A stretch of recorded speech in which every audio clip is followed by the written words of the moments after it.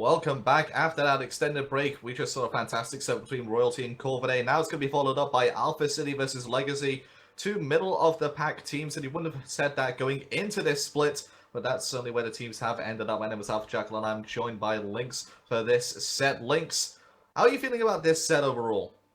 This is going to be a very close game. Alpha Sydney have had some okay games in the past, but they've been able to slowly pull it back in week 2. Legacy, they've had quite a bit of a fall from grace, but I feel like also themselves are quite stable. So both these teams are now on the up and up after falling a bit. But now it's going to be, I feel like this is going to be quite a close game and a lot of combat going, a lot of fights breaking out between these two teams. Well, there was a role swap last week between Only Good at Solo and Shred, and they are going to be keeping that for this game and the rest of this split. So Only Good at Solo going to be in the solo lane and Shred in the jungle as we go ahead into those picks and bans. Alpha City going to be on your blue side, whilst Legacy are going to be on the red side. Option over to Alpha City for their first ban. Yes, and again, we're going to say this because I think we're going to sound like a broken record, but please ban the Nemesis. Don't let her through. You don't want to have a repeat of game number 1 between Corvidae and Royalty. But instead, the Raijin ban is going to be the very first one coming out from Alpha Sydney. If Alpha Sydney aren't going to be the ones to ban on the way, Legacy have to. If you're second pick, you are forced into banning the best god in the game right now. Susano going to be taken off the table. Things are looking a bit scary right now as Nemesis is still up and ready to be picked. Alpha Sydney, one last ban for them.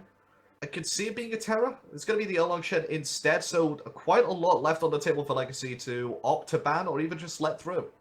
Yeah, Alpha Sydney taking away the Erlang Shen. They're kind of taking away a second, it's not like to say Erlang Shen's a bad god, but they're taking away kind of like the second tier of bans. Legacy, they opt to actually ban a Freya, who's had quite a lot of ban and pick rate in the OPL, but has been able to prove quite a bit of it. But I feel like she's starting to fall off a lot more now that Tank Boots are in, and Nemesis is completely free to be picked, but instead, the Terra will be the first pick. The heals coming out from Terra, the roots coming out from Terra, as well as the peel potential and early lane dominance is why you're really picking up this support here. Definitely the best support in the game, followed up by Fafnir. And then you sort of have supports below that. Not only did you pick up the Nemesis, either is Legacy, Raven and Neath taken up. Swifty has played Neath almost exclusively this split, so taking it away from him puts him on an uncomfortable pick in the mid lane, which could look to force him out, but the Chronos is who he's been going to ever since Neath has not been allowed to him, and that's who he's exactly going to be picking up here. Kronos into Neath is a very hard matchup for Kronos. Neath with a Spirit Arrow and a Tier 2 Transcendence, almost 100% of the time out clear of Kronos, no matter the situation. Unless the jungle pressure is that bad that the Neath is forced out of lane, the Neath should beat the Kronos. The Jingwei pick as well allows them to have actually a very strong late game Alpha City, as well as the Terra backing up in the team fights. But in the mid game, they have the Raven, the Neath, as well as the Barkus Intoxicate, all for some nice team fight. Also, it's quite interesting to see Legacy picking up Only Good at solo lane so early. It could be possible they're just worried that they're going to basically get banned, as we do see the Erlang Shen was banned earlier, and they just want to get Ogre his pick. Well, just putting Ogre on something which he can stay in the lane and do well for by himself means that Shred could then look to pick up something in the jungle to start influencing the rest of the map. They talked about Kronos not having a good matchup against Neath. Neath may not even be the mid lane, it could be the ADC as the final bans do come out. Thor, Sol, Fenrir, and Vulcan all taken off the table by Legacy and Alpha City respectively. Option over to Legacy for their fourth pick. I consider picking up something with a bit of setup here for the jungle, something with more damage. And Naja is going to fill both those boxes for that jungle role for Shred. And without Naja, that leads me to think that I might tend to agree with that the Neath was actually a really smart flex pick, not only taking it away from Swifty, kind of giving you the illusion that it was going to go mid, but really when you put a Naja, you kind of want gods like Scylla, you want gods like Poseidon, Zeus, maybe Argony, like these are, you just really want different these kind of gods. But the Mana and the Willix now getting picked up to actually make a really deadly Alpha Sydney draft. The Jingwei Persistent Gust into the Gravity Surge is one of the easiest combos to land, and poor Argony can possibly be caught out by that as well. Well, Agni's got a bit of a safety net for himself, the fact that he can dash it away. Just quick 180 turn, the dash is pretty much instant cast, and when you dash and you're instantly doing it. So Willix has a bit of a difficult time against this mid lane pick, but it has a lot of setup already for that Gravity Surge does at Willix with the Jingwei Persistent Gust, which can be set up itself by stuns and roots from Chronos Terra. Also has the knock-on from Mana's clear the path as we head into game. Alpha Sydney versus Legacy. Alpha Sydney, they're playing up and up and up. Legacy, they need to stabilize and they need to make sure that they are on the up themselves. Can they start here, or will it just be more of the same from split 3 from them? I would really like to see an invade coming out from Legacy, since they do have this Raven and the Neja. They also have opted into the Wrath, and an invade against a Vaman and against a Wheelix wouldn't be a too bad idea once that Feather Step is down. Once a Wheelix uses those immunity frames on the Feather Step, all she can really do is kind of poke out and attack, but the Raven with the slow, the ring toss, can be quite devastating. Instead, Legacy just opting for a very normal sort of start, but by right, they should be able to make the lane first, just simply because the ring toss just keeps bouncing and bouncing even at low levels. My problem with the Wrath coming out for Shred this game is the fact that he's up against high CC in the mid-jungle combination from Swifty and Slicey, with the stun coming out from the stop time, with the Feather Step giving a root, a knockup from the Moonlight Charge, as well as the pull coming in from Gravity Surge. You need that purification to immune yourself and give yourself a safety net. And without that, they're going to be on the defensive if they're not ahead from the get-go. Yeah, so that's exactly what you're saying. What Legacy need to do, they need to be pushing their advantage. And I feel like that's what they're going to try and do, since they're up against the Kronos as well as the Wheelix. I think they were actually just able to steal away one of the left-hand side mid-camps. Again, there's a little bit of an extra XP lead, but right now, the mid lane is very even as Agni is just kind of just dashing through the wave. He dashed through the wave aggressively, and that's going to allow Swifty to get first blood. You cannot dash aggressively against high damage output. Shred quite low as well. Swifty hits that time rip, but does not hit any more of his basics, and Shred gets out, but very strange play from Agony there. Usually when you're playing Agni, what you do is you kind of walk about halfway through the wave and dash backwards, but instead with that dash there, it just allows Alpha Cine to go for a very easy invade and steal 2 out of the 3 birds. Shred, I believe, was only able to get one of these smaller harpies compared to the big ones which Slicey and Swifty were able to get. This just means they'll get to level 5 quicker, but Shred, he's not going to let down the aggression, still trying to find something with the ring toss and the armillary sash, but now he has to be on a much more defensive note, which is exactly what we were talking about not wanting them to be on. And Kronos getting a lead this early can be really devastating, can be really just setting the precedence for the rest of the game. And that's going to be a kill onto the Kronos as well. Talking about Swifty having a comfort pick in Neath. Kronos plays a similar style, except the fact that you flip it on your head. In the fact that Neath plays well early and then comes to setup god in late game. Kronos set up early and then just becomes a monster in this late game. He played it last week against Avant-Garde and actually carried the second game against him to force it to a 1-1 split. So it's a fantastic pickup, and the fact that he started to get ahead on it already bodes very well for them. And over in the dual lane, we can see already Tori Skies and Run have a very nice lead over HS and Weave in the opposite side. Just simply because the Terror, again, just Terror, both these games have just been allowing them to push really easily. And then Jingwei, all she has to do is put a persistent gust on the back wave just to ensure that last bit of tick damage picks up the wave. All Neath and Bask can really do is backlap, because if Weave decides to jump in too aggressively, kind of similar to if Agony goes in too deep, he's just going to get caught out by the crush and then possibly just knocked up and killed instantly. Fire Elementals go the way of Legacy, and up to steal them is Slicey, but Speed Buff could be next up on a potential invade list, but the gank possibly going to go to only going to solo as KO is quite low, and the Gravity Surge comes out after that, clear the path very low. One more basic attack should do it, going to leap off Suku straight on top of him, immune by the overhead kick, and not waiting for the immunity frames to go away with Slicey, and that's going to be a dropped kill. Yes, but Agony in the mid lane just instead picks up the advantage, goes straight for a kill onto Swifty, turning it completely around. Her ultimate was used by Tori Skies, but to absolutely no avail. And now Agony gets himself a kill onto the board, making this now 1-1 at 3 minutes. Unable to get his rewind off for Swifty down. The kill goes onto Agony, so a bit of a reprieve for him there, but the Doom Mob was not built up and no stacks were on it, so it's not the end of the world for Swifty, as Agony puts a lot of pressure onto Tori Skies. Slicey makes his rotation, Weave is here as well.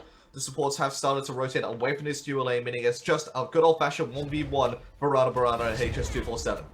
That's what I really love about Agony. Early on, you can just keep raining down these bombs, and since they cost absolutely no mana and they're up every 20 seconds, just this free harass is very hard to do, especially with Cronus. Even though he does have the rewind, what Agony's going to be trying to look to do is just get them low enough as a beautiful bomb comes out from Agony. Tori Skies going to hit that ring toss as well, going to stun away Agony, but he has to stun away absolutely everybody. The Monolith comes down over the wall, the Meteor, oh, not enough damage. The Monolith heal just about saves Tori Skies there as he gets himself out of danger and has to go back to base. That's just really, those are the kind of moments we say, that's just really unfortunate. There's not really much else you can do about that. But now what Agony does have is a free lane, and so does Shred. They can get an absolutely free wave, as well as these mid camps, while Swifty's kind of forced to stay back, with Slicey being on very little mana, trying to dive in, but the dash was very nice from Agony, just straight away reacting.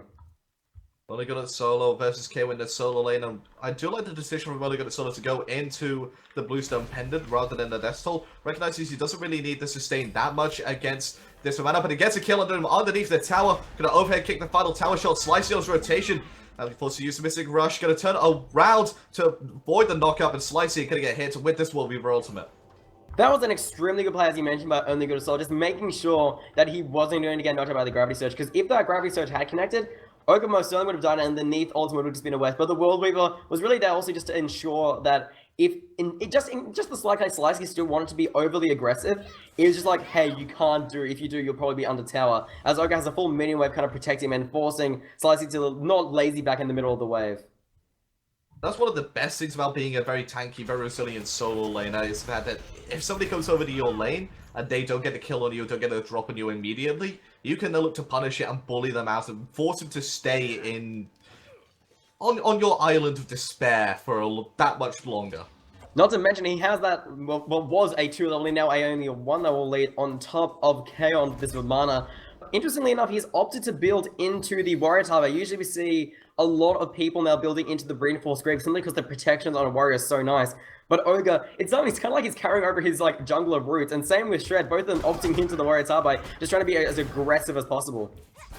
Well, yeah, that's what he's saying. Ravin is an early game aggressor, early game lane bully, and he just put that to the test as much as possible as the Gold Fury Fire engagement breaks out, looking to go in is Shred, but uses Windfire Wheels too early, gonna get caught out without his purification because he doesn't have any. They're gonna be falling down any second now. One way attack. Slicey gonna be the one picking up that kill. Monolith gonna root in Weave, gonna knock him up as well, but without any form of CC to follow up, that's gonna be a complete wash as one kill comes out. But they're gonna go aggressive there with the Terror's Blessing, and HS247 is gonna be the target. Yes, but without the Gravity Surge, HS can likely get a free backflip up as well as Weave trying to back off. That could possibly mean if they really wanted to turn this into a Gold Fury, but it seems like all the members of Alpha Ascending as well are also quite low. So they're just going to return to lane and try and see what they can really do. Rana, if he wants, he can back, finish off his boots, but otherwise he's just going to be kind of chilling in lane and just farm as much as he needs. As Barkus is now starting the Gold Fury as they realize Alpha Ascending have completely disengaged. Only got a solo invading on the speed buff and manages to drop it as well. Gold Fury gonna get dropped by Legacy as Roundabout makes this rotation. 2 for 2 reads the kills. Right now, Sydney have a small goal lead to the tune of 418 with a 612 experience lead as well. It's a pretty even game hanging on a nice edge right now, but you do feel like Legacy have some form of advantage on this right-hand side, without Sydney having the advantage in the mid and possibly even left-hand side. Yes, but the thing is, every bit of gold earned by Alpha Sydney is just worth that extra bit more simply because they have a Jingwei and a Kronos. Compared to an Agni and a Neath, just you're going to have a much greater impact in the late game with these two gods, and that's what we're really going to start seeing. Even though Legacy, they've been doing their best to try and force the aggression, trying to force these kills, they've been kind of getting a little bit too aggressive, and that's starting to really fire back. And if they make up a few too many more mistakes, now will not be the time. But KO forced to run away as the Armillary Sash was very much on point. Oh, and the Windfire Wheel's just off the market as well, as out comes the World Weaver onto care, but he's already in that CC form. Double root coming up from Torrey Skies, double stun as well as the turnaround potentially comes out here from Sydney. Swifty on that acceleration, one step bite, he wants to get a kill, only going to solo one more basic attack away from Demise, but the time blitz is going to be what he uses to get the kill. And now Swifty is over in the solo, getting a beautiful stun and time ripped into Swifty for the double kill. Now Swifty is on 3-1, 3 out of all 4 kills have gone to a Kronos. And now he can easily just look to push this tower with the accelerate. Oh, but the duo lane, HS247 quite low after a gang from Slicey. Runabout, we needed one more basic attack, could not find it. Slicey, of course, does not have his Gravity Surge online, meaning that there was no way HS247 was going to die if he used that backflip. And now that he's back, Rana, even though he could look to push, he would possibly get ganked by Agni, even though and he doesn't have much ward vision near the top of the tower. So instead, opting to back, play it nice and safe, and now just returning to lane using the passive. Gold Fury being looked at by Legacy, but they're just gonna kind of keep an eye on it in back. We're currently not a single Gold Fury, or even though simply because Fire Giant hasn't spawned yet, have fallen yet. But with that one tower down for Alpha Sydney, they can keep looking to push and push. And it's even more fun that Swifty has opted into the Reinforced Boost just to be even more tanky in these teamfights. He has the Rewind, and he just wants to ensure that he does not lose any of these Doom Orb stacks. My question right now for this composition from Legacy is that they have a lot of setup. But who are they setting up for? Who's their hyper carry in the lane? They haven't really got somebody to fill in that role. They haven't got something like a Rama. They haven't got something like a Freya in that ADC position. They don't have something like a Raijin in the mid lane. It's pretty much every single goal there is the setup for everybody else without someone there being the focal points of the team. And the Torment outside, we're going with a nice Intoxicate as well as Belly Blow, but the rewind is going to make it mean like absolutely nothing. As now Alpha Cine completely turn around the fight as the Terra's Blessing comes out, but the Windfire Wheel is able to connect. And it goes onto the Cronus as well. Has already used his Rewind Agony with the kill onto Swifty. And Tori Sky's in a world of hurt as well. He's only going to solo make this rotation. The solo laner doing what he can to help Legacy get a foot up in this game and potentially help them take down this Gold Fury. But now they do need to be careful as KO as well as Slicey and Runner in the area. Slicey now mounting Suku, just trying to find that one little thing, but it's not enough. Legacy get the kill, and a Gravity Surge used by Slicey defensively to get away as KO was the big baby in some hope to maybe get Shred. But it's not going to happen. He's going to walk away with nothing in hand. And for the first time in this game, Legacy found themselves in the lead in both experience and gold, albeit to the tune of 900 and 500 respectively. So it's, again, still a very even game. It's even now, but as I said, just as this game goes longer and longer, you talked about this, like, have the setup. Really, the only person that can actually set up is Agony on Agony. Like, the only person that can really set up basically 3 bombs, but even then, the damage compared to something like Kronos isn't exactly the same. It's not something you can translate to the late game. And all they can really do is just try and win those fights like they did just then at Gold Fury and try and keep pushing these kind of advantages. Because if they were able to get a tower as well, that would have been great, but who are they going to use for tower push? Are they going to use Shred? Are they going to use HS? Because HS, all he has is a Ninja Tarbai and a Transcendence. He doesn't have that much tower damage. There's no steroid to push a tower. Well, look at Alpha City. They have Kronos Accelerator. They have Jingwei on with the Persistent Gust. They even have Slicey to push towers. And Legacy, they're just going to find it harder and harder to win these fights the later and later the game goes. Available to pick up relics, 3 for the side of Legacy, 2 for the side of Alpha Sydney. But they've already got 2 second relics already and 2 sanctuaries from Swifty and Rana Barana. KO and Slicey, one of them could potentially go into a Curseus, a lot of good trace potential. With the double meditation coming out from Legacy, I would like to see some form of anti-healing coming out from the boys in blue. Over in the solo line, Slicey has the rotate over, just getting the pressure a little bit off KO as the ring toss bounce quite nicely onto KO and the triple ring bounce and the Windfire Wheels connect. And down he comes into a world of hurt. Forced to use that Big Baby ultimate, but KO is healing so much in it. Only going to solo still chasing a Shred in the back line, getting demolished here by Slicey and finds the kill. Not only does it pull you in, the Gravity Surge gives you an immense power and attack speed steroid. Yes, and when that popped, now Alpha Sydney can look to possibly engage, but they're all pretty low as Ogre and HS have now rotated still as well. Terra's Blessing gets popped alive as Swifty is now the one. Fresh reinforcements are indeed on the way. Legacy forced to retreat, but the Terror just off the mark, allowing Weave to get away.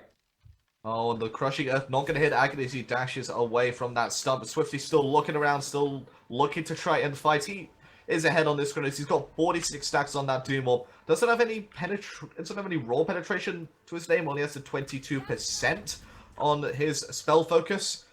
So he's not going to be doing too much damage to the lower, to the squishy targets, but he's going to do a lot to the tanky targets like this Bacchus and this Raven. Yes, and Robin, even though he's been having a pretty decent game, you're starting to see him where he's starting to fall off in these fights. He wasn't able to do as much damage. And now like KO's a little more tanky, especially since he's building into that Witchblade with a bit of extra physical protection. It's just getting a lot harder to really pick him off. Vamana is quite a greedy solo laner, but if you can give him the farm, allow him to catch back into the game, KO will be absolutely fine. While Ogre, he can do a little bit more on the team base, but he won't be able to box out KO at all. Well, a lot of the build coming out from Agony, he recognizes he's going to be focused in this mid lane a bit by Slicey, so it's gone into the Dynasty Plate help for a bit of penetration as well as a bit of damage, and now it's gone into the Talon Trigger, which is probably going to be a bankroll silence. Swifty forced to use the Rewind as the flop, and 2 Meteors come out, so just trading 2/3 of an Agony ultimate for that Rewind. It's a win for Legacy. I see that as a massive win, especially if we have a look at Swifty. He got 1 point in the ultimate, and he's going to wait another 108 seconds as the fight does break out by the mid camps. Oh, the Wi-Fi wheels out. Max range clips Swifty up to the air. He goes, but he's taking so little damage because of those tank boots. Only going to solo cannot do a lot to him with the Terra's Blessing as well as to stop time and Time Rift killing Shred. This is turning out to be a monumental mess for Legacy in this fight. Legacy are trying to find something. It's only good to solo. Does find a kill on the Swifty, but the Gravity Surge is good from Slicey pulling in HS. But now, HS trying to find something in the back lines. Rana gets a nice airstrike. Very rarely do you see those kind of kills. As now KO as well is sticking around. And Rana is outputting all these auto attacks as this fight is continually going on. ADC's making their rotations felt. Agony making sure he is feeling a lot of pain. Slicey can be credited with the kill. He's going to dashing over the wall as well to escape from only going to solo. Speed buff is up. Elf City going to make a mental note of that as they still continue the aggression onto Weave and only going to solo. Going to be stunned onto KO. They need to back off now, but Slicey already on that speed buff like we mentioned. That's an absolutely free. The thing is, that's a great play by Alpha City. Like, they need to recognize we're already 8-5. We're already nice and ahead. Having a look at the grass now, we can see it's started to actually branch out, but the spike has started to actually form for Alpha City. 2,300 XP as well as 1,100 gold. Slicey also getting very lucky that Shred did not spot him in the blue buff. It didn't pull it out at all to make sure he could leash it quicker. And a lot of the time we say that's a bit of a misplay, but that time it actually helped him out. Completely hidden in that cubby, so Shrek could not find out whether the fact that the blue buff has also been taken as well as his speed. And that is indeed a Bancroft's Talon finished up for Agni, giving him a lot of power where you usually would build it into a stacking item. Well, the thing is, he understands he's going to be involved in a lot of these fights. Not only that, they need to be winning fast. They can't be relying on stacking items, because if they're relying on stacking items, that basically say they're handing Alpha City the win. Instead, they need to be engaging like Weave has gone in, as well as the Neath. The World Weaver comes through, but Swifty is going to get away with the Terra's Blessing quite easily. He's going to rewind as well. All three meteors from Agni are down. And this could be a big fight here. The Intoxicator comes out, but it does not affect Swifty or Kim because of his CC immunity and the fact that he was too far away. Swifty gets killed onto Agni. And he just runs away into the jungle as if nothing has happened. Being on the left-hand side, ADC fights are continuing. His round of run goes aggressive onto HS247. Forces him out. Rotations coming out here. But we're going to solo wave. They're fighting two fights and they're losing both our legacy. As Alpha City are now around this gold pit, the belt is just completely cancelled out. As Swifty picks up another kill, 6-3-2. Swifty is completely on fire this week. As Gold Fury now being started out by Alpha City, they are not going to let this go to chance. They're going to try and take every advantage. Only good at solo, making his way into the pit now. But Slicey, as well as Amana, doing a great job of zoning them out as a free Gold Fury, a curse for Alpha City. Well, Shred was in the area, but he could not get into the Fire Giant pit. He couldn't get to the Gold Fury pit in time. He had the Wrath of Potential Steal. He's going to go aggressive once again and force use of Whip Fire whilst defensively KO Swifty. And Troy's going to chase him down. He's only going to solo falls. Well, it nearly falls down underneath that tower. The meditation saves his life. And now over in the duo lane, we do see that Shred getting extremely low, trying to run away. KO nearly getting him as the Sentry comes out from Shred. The Umbrella Rank as well as the through the path nearly gets him, and now he's just completely cornered out. KO finally picking up the kill on Shred in the mid lane as well. It's a 3-iron push from Alpha Sydney. Honestly surprised he lasted that long. The support comes out from HS247. Potential a bit of a breather, a bit of a rethink of strategy here from Legacy as Alpha City have started to put some pressure on the map and have started to cause problems here for Legacy. Started to become the team in front. And what Legacy can really do is, that's the question, like, it's such an easy thing to say, to ask what can we do, but actually implementing is going to be a lot harder, and I don't see a way for them to win. The mid game is most certainly over, especially for Swifty. He's already started to hit that late game just simply because he's been fed so much. Shred hasn't been able to get many kills, and since he's built into a Wing Blade instead of a Yonan's or say a Deathbringer, his damage output is pretty minimal. The only one really doing the damage is the Barkus, but he has reinforced shoes and not shoes of the Magi, so there's not much pen. Agni is trying to rain bombs down from above, but all Swifty has to do is just rewind and accept the Terra's Blessing and then go right back in and just wait for Legacy to just waste their bombs. And Slicey's been doing a great job behind, just catching people out. Legacy, this is a game I don't think they can even conceive to win. Well, they have to wait until the very late game just to make sure that they have to go to like 45, 50 minutes. Because at that point, they'll be even in gold, they'll be... Well, they might not be even in gold, they'll be even in items built, they'll be even in levels, hopefully. I mean, you can always have the possibility of your support still being level 19, 50 minutes in. Again, it's just Alpha Sydney, they are on a very generous timer here, which they can look to just win the entire game in. But as you say, even if they do make it to this 15-minute mark, even if they do get valuable items, as Swifty rewinds in the mid lane, just trying to escape from Legacy, but gets caught out with the Intoxicate, getting extremely low as the World Weaver will come out and hit him, but barely those tank boots keeping him alive just again. But again, in the back, Slicey gonna pull the Gravity Surge into Agony in a world of hurts. The Step's not gonna come out just yet. Triple stun from Tory Skies as Agony pulls himself back underneath tower. KO and Slicey in the backside gets a Step onto Agony underneath the tower. He was not safe in his home.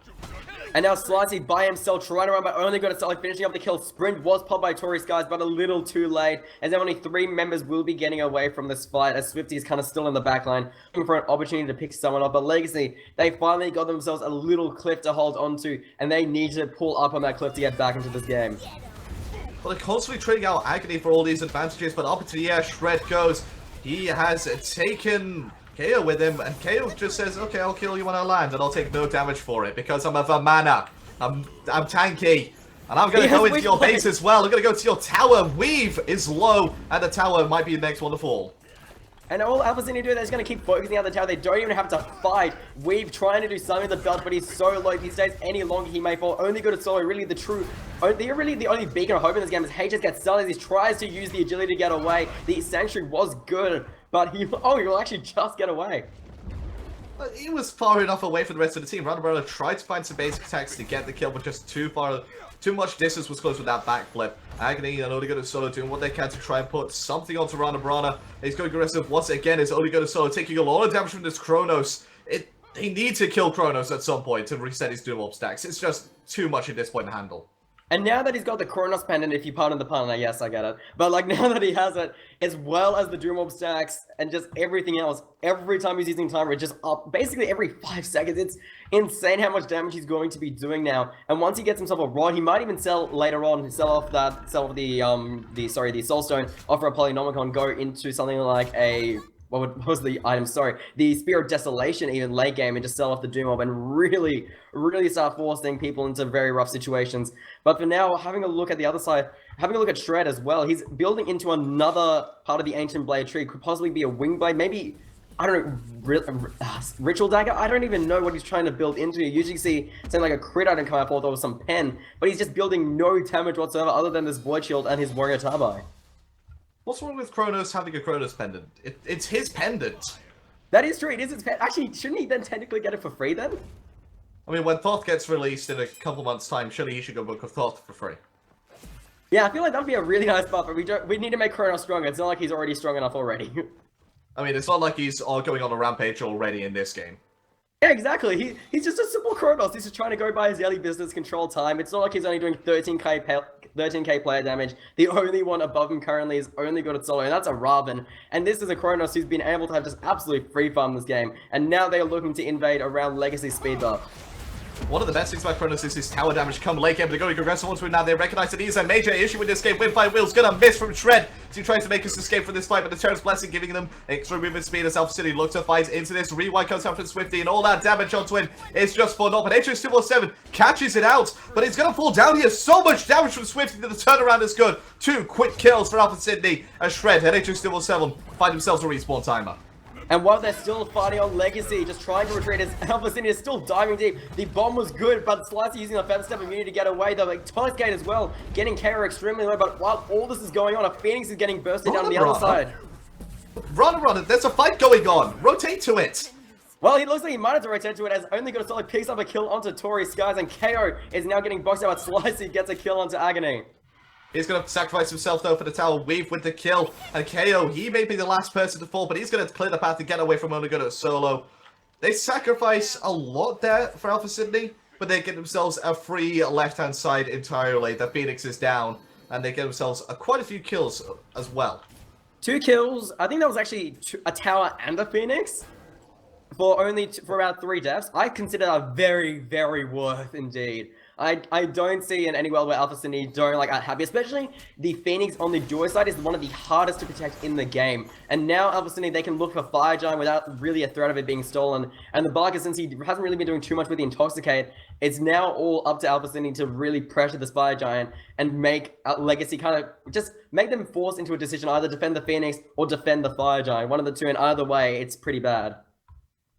They have an online in here to defend this Gold Fury. 3,000 HP to Shred just around the corner, but his Wrath is down. It's going to be down to Weave. If he can belly flop at the exact right time, he could steal this objective.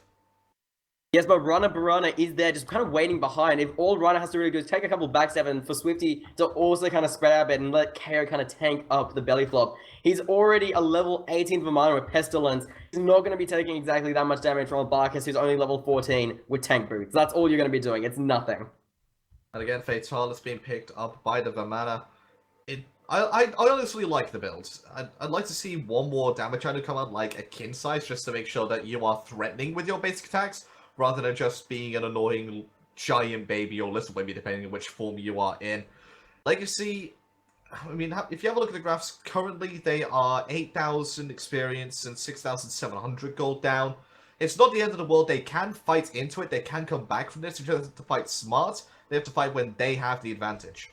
But currently, they most certainly don't have the level advantage. 18 to 15 in the jungle, as well as 19 to 16. Both of those roles are 3 levels. And currently, those are considered one of the major carry roles in this game. And allowing such a massive disparity to occur makes it just that much harder to fight. Even with this Witchblade coming up on Shred, he's not exactly going to be doing much. He can maybe pick someone up and hit someone for a minuscule amount of crit, but that won't be much as Alpha Sydney get the Gold Fury. I mean, somebody must have been speed hacking there, because they took that down in the blink of an eye. The speed hacking, yes. Actually, we need to report Alpha Sydney right now. We need to get a CG support ticket and get them right now reported. There could be another ban for Swifty. Don't forget, he was, during the very end of last week, he wasn't available for week 10, thanks to a unfortunately timed ban that did probably cost his team LAN and let Avantgarde go over there to win it. But they're looking to make amends here, and he's looking to make amends for himself as well. He's playing phenomenally this game as well. 7-3-4 on this Kronos. We talked about it a lot, but it's coming into his forte. They're coming into the point of time where Kronos is king. Yes, and now if they want, they can look to push towers with absolute ease. Rana can outjoin the team since that Phoenix is down, just go for the ultimate push. If they had a Fafnir on the team, that would make it only slightly better, but otherwise, and since the Fafnir would have given the magical power, that would have been slightly better. But the Terra, she has been doing a lot of work this game with the Terra's Blessing, just giving Swifty even more speed thanks to Accelerate. People talk about Armor's move speed, but no, Terra's Blessing is global. Or Shred, look for the engage, you're going to get stunned down, you're going to get obliterated, a lot of damage, you're going to get pulled in with a Gravity Surge. Sanctuary is going to immune the better step, but KO is already onto Shred in this backline underneath the tower. The base attacks are coming out. The Fatalis is not quite finished yet, so he's not sticking to Shred as much as he would like. Swifty falls down, as well as Akane. Both mid laners around. Shred is next as KO picks up a killing spree. Yes, but Rana just has complete free around the tail, the Monolith healing the minions as HS247 is going to get picked up by Slicey for the double kill, and now they're making their way straight to the Phoenix. Who needs Fire Giant when he can get another Phoenix? Well, they don't have their massive tower pusher in Kronos, but they have a very fair Rana Barana on a Jingwei, so, you know, it's not all doom and gloom. They can make do with second best. Make do with the Jigma. I feel like that's like one of those posh things you can say like, oh, I don't have this good tower pusher, but I have this one who can still get an insane amount of attack speed. And now the Titan is exposed from both angles, and they're just pushing right in, knowing that 10 seconds until either Shred or Agony will be up, and that's going to be way too late, as the tower is going to fall very quickly. Exactly 25 minutes into this game, 20 kills to 9. Alpha Sydney take down Legacy. At the beginning of this split, you would not have thought this would have been possible. Alpha Sydney are looking incredibly strong. Legacy still continuing some of their faults from the beginning of this split. The role swap in Oligo Solo and Shred has helped them out so far, but in this game, it was exposed. I feel like it wasn't even exposed. I feel like the actually Oligo Solo did a really good job. He was actually one of the few on the team that actually was keeping the team alive, keeping them through that game. He was the one of the few actually getting the kills. But the problem was, as I said, the minute Agony fed the Kronos gave precedence to the rest of the game. And that's exactly what happened. Swifty just kept getting kill after kill, and they kept trying to waste resources on him, but he always had rewind. There was always a Terra's Blessing. There was always something to keep Swifty alive, and they just didn't find any way to do it. And then Rana Brana was basically, he kind of flew under the radar because Swifty was such a big threat. He was able to push a tier 2 and a Phoenix. He was that good.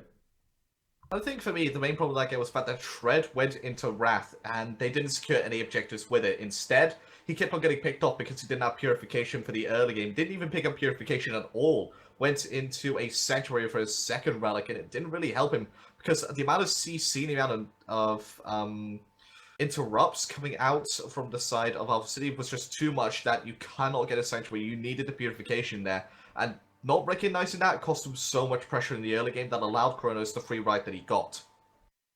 So this next game coming up, I feel like we really need to see Legacy draft some sort of late game, some sort of push. Because a lot of teams, when they draft, they're like, we have the team fight, but when it comes to either the push or the late game, it's like, we're sorely lacking. And Alpha City, they just, as you said, exposed the weakness, and they just went straight for it. Still, we're going to cut to a short break right now. We'll be back for Game 2. Can Legacy turn this one around, or will Alpha City do the unthinkable in 2-0? We'll be back after these messages.